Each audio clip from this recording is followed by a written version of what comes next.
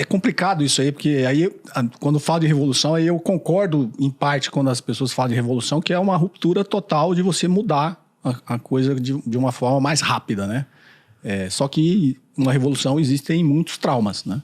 Principalmente numa sociedade fragmentada igual a nossa e uma sociedade que não existe consciência política. Porque uma revolução pressupõe repressão a quem é contra você, né? Então, eu ainda tenho refletido bastante sobre esse ponto da revolução. Por que talvez essa ruptura deveria ser mais rápida? Porque o Brasil é um país muito jovem, né? Então, principalmente agora, nesse momento que a gente fica analisando a China é uma civilização de 5.800 anos, né? Eles passaram 23 dinastias e tal, e só virou uma república no início do século XX. Então, eles passaram quase os 5.800 anos sendo uma dinastia onde existiam todos os absurdos que existem em todas as civilizações, né?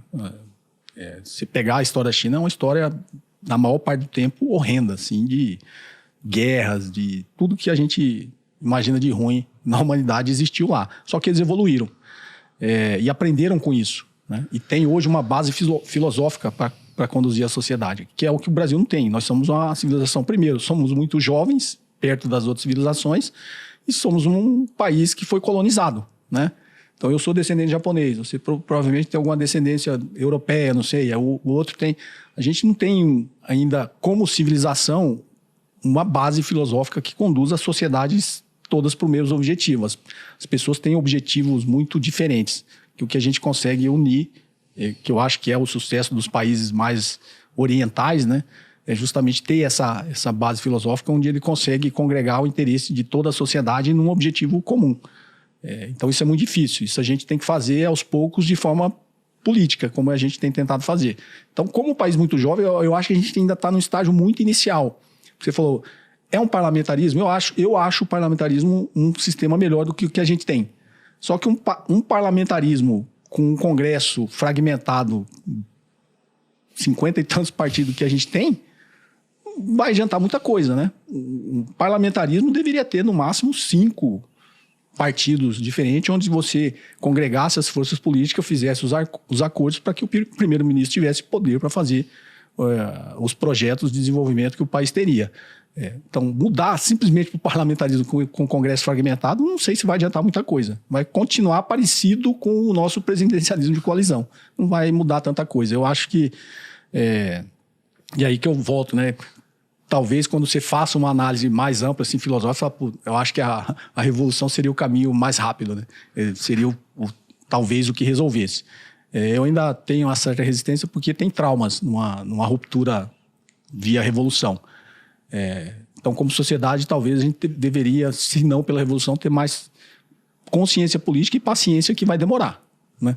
Uma via que não seja uma ruptura vai ser demorada. Não vamos ver na nossa geração essa mudança. Mas a sociedade tem que evoluir, tem que dar passos na direção correta, né? E eu acho que aí a conscientização política da sociedade é um passo mais importante, o primeiro e mais importante passo que a gente tem que dar. O ponto que você trouxe da consciência eleitoral, acho fundamental, né? Você colocou, acho que as pessoas deveriam votar com mais consciência, votar com... Acho que tem um passo até anterior, né? Quando você olha os níveis de abstenção nas eleições, a gente precisa convencer as pessoas a irem votar.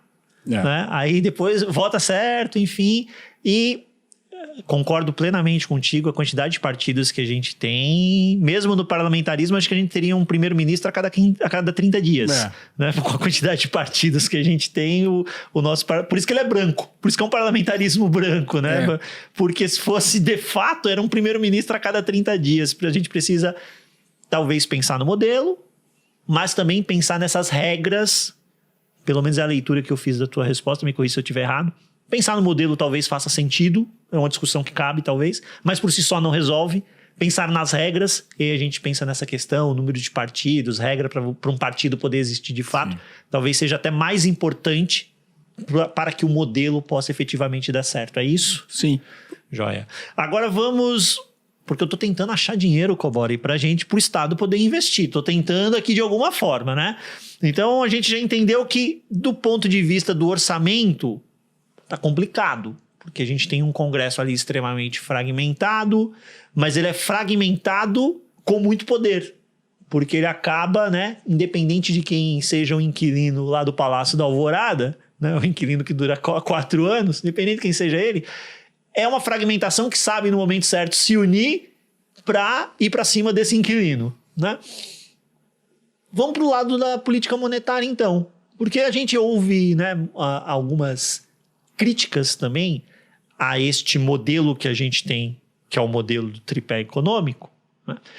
De tal sorte que o Banco Central fica ali completamente focado na sua missão de levar a inflação à meta, e a gente até fez uns ajustes neste modelo mais recentemente para olhar no horizonte, não necessariamente ali no final do ano, mas olhar num horizonte mais relevante, para dar mais flexibilidade, mas ainda assim os níveis de juros nas alturas, potencialmente o atual ciclo de alta ainda nem terminou, talvez a gente tenha mais aí algumas elevações, e isso custando, né, um serviço de dívida super oneroso para o Estado.